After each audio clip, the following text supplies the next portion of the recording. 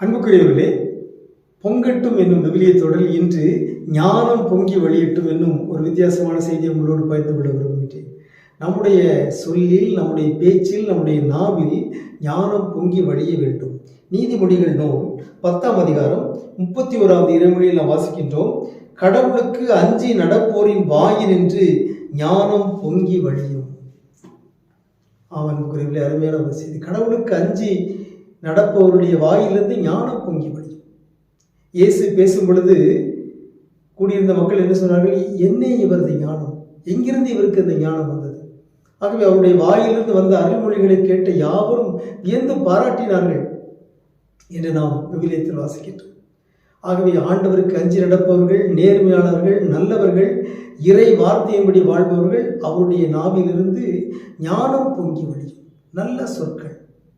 இயேசு கூறினார், உள்ளத்தின் நிறைவையே வாய் பேசும்.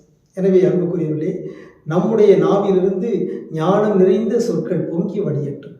தீய சொற்களை, இழிவான சொற்களை நாம் பேசாமல் இருப்போமாக. உங்களுக்கு அமைதி உரித்தாக. பொங்கல் எங்கும் முழங்கிட புதிய வாழ்வு புலர்ந்தது. மங்களம் தங்கிட இறைமகன் வரும் பந்தியிலே இன்பம் நிறைந்தது.